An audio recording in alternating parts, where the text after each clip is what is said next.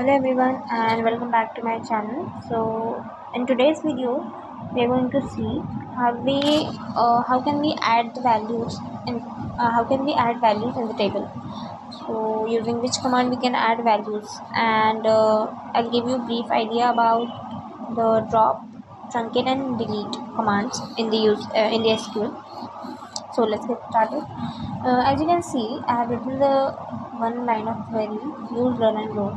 So in the previous video I've already told you that before using the database or creating any doing any action on database, you need to fire this query, use database name. So we'll create one table, create table employee 1,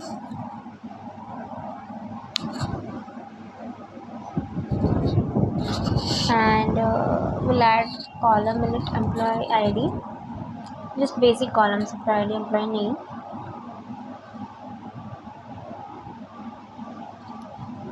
You can create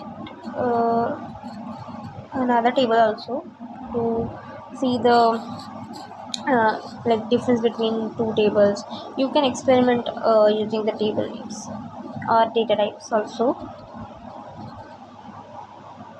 Department would be varchar. Okay,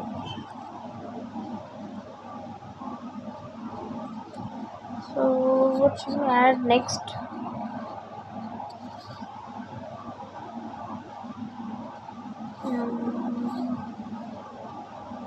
Okay, we'll add location.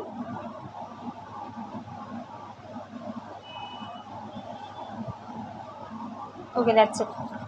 And entry this. Okay, so now we're gonna run this command.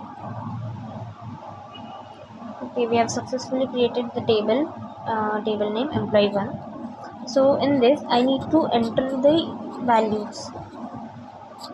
Okay, using the column name I have added in the table.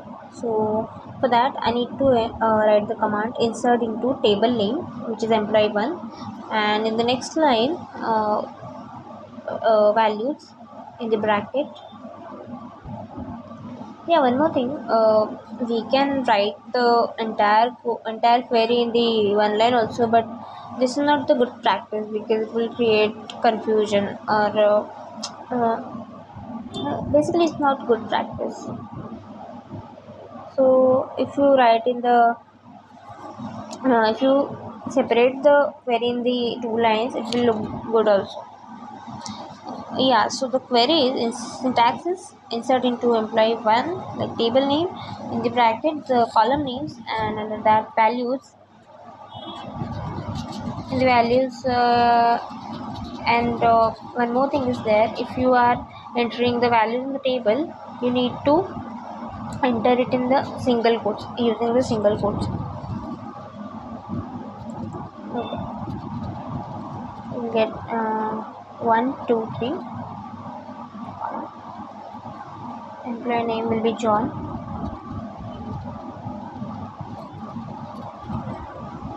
Employee salary, which is again varchar. So why I have used varchar in the employee salary? Because I wanted to add the number as 40k, 50k, or 56k. I'll show you it in the next video. How the query accepts the data based on the data type which we have used. So we'll run this query.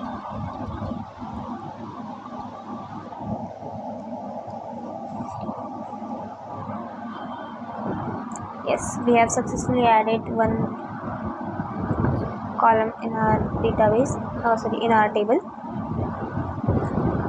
So we'll add one more.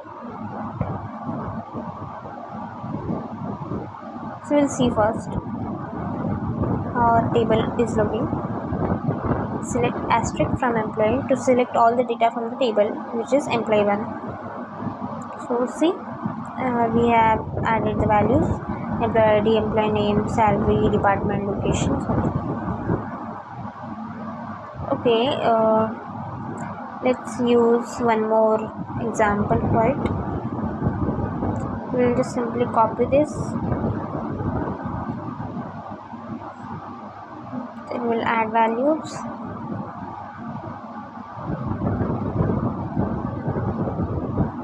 Then will be Stephen. Okay, Stephen, and salary will be okay. We'll give salary to Stephen is 56,000. Employee department manager. No, not manager. Okay, networking. Location is Delhi. Then we'll close this and enter the semicolon. Okay, so we have successfully added the Stephen's data in our table. Okay, let's get started with another values. So 8 employee ID. Name will be, we'll add one girl, Maria.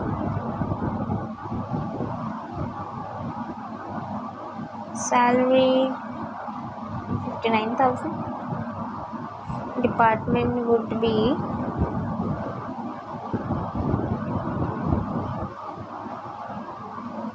I suggest some department because web development.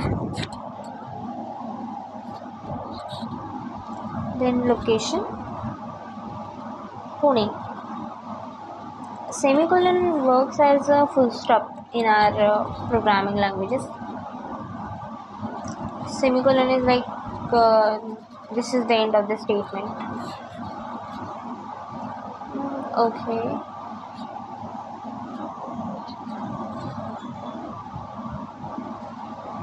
Let's see how our table looks now. Select asterisk from employee. Oh, I have executed Stephen 2 times. Okay.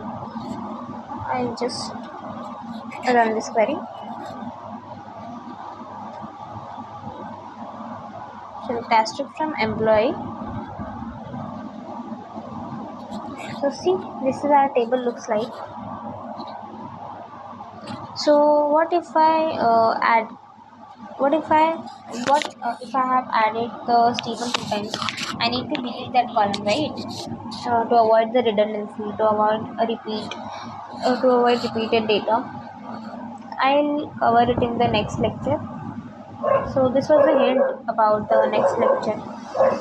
We'll practice how to delete the unwanted columns in our data. And again, I'll show you how to drop. This is the command to drop the table. It will drop the entire table in it. Drop table, table name, and after that semicolon. Okay. So stay tuned for the more videos, and also comment below for the topics which you want me to cover in the next videos. And of course, subscribe to my channel, like, share. Yeah, thank you so much.